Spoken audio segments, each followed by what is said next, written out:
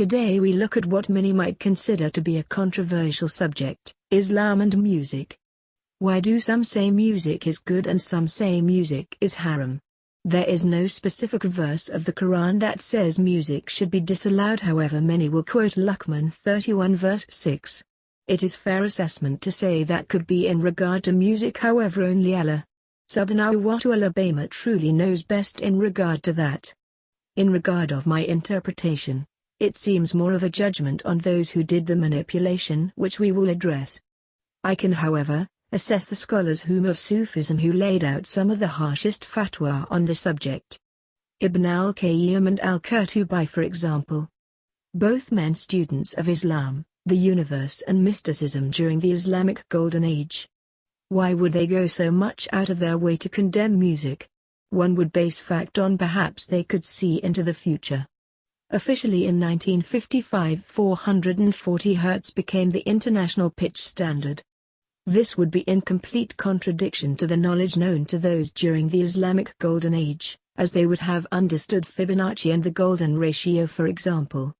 Although many have come out to oppose music in one form or another, the majority were simply bandwagoners giving ill-informed verdicts on a subject they could not comprehend due to the complex esoteric nature. There is much in the hadiths, for example, to suggest men of such unremarkable insight did in fact exist, and the knowledge they had was clearly part of an organized order.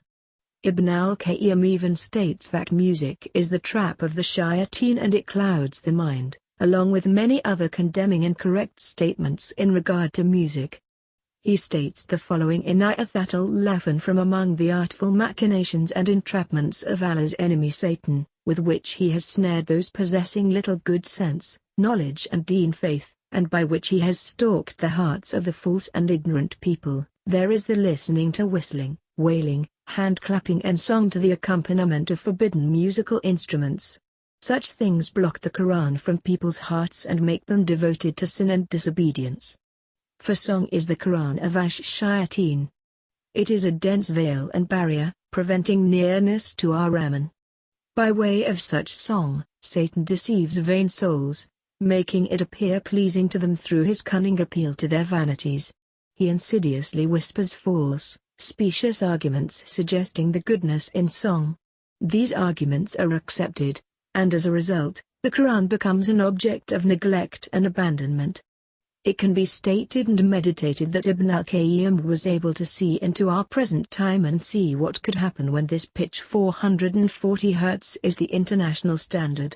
A very bold statement indeed.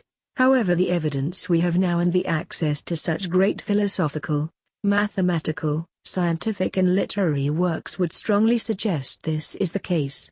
Such a thing is possible as it has been done by many prophets and even those we do not realize that are prophets. Ever since the invention of portable music and modern technology bringing the constant availability of music, the world has declined spiritually and morally without a question. I must preach it is not music that is bad, it is the pitch that can be corrupted. Yes, something so subtle. It is vibration which controls people's moods, actions, thoughts and such. The law of vibration states that everything in the universe moves and vibrates, and even Albert Einstein said everything is vibration. Avoid negative vibrations and retune to 432 Hz to better understand the wonders of Allah subhanahu wa ta'ala to walk the golden path. In the modern age, it is almost impossible to refrain from hearing music at 440 Hz, but arm yourself with knowledge on a subject that is well over 1,000 years old and still debated to this day, and decide for yourself. I write these words as someone who walks the same road as those scholars before me, remaining humble and enlightening those who listen.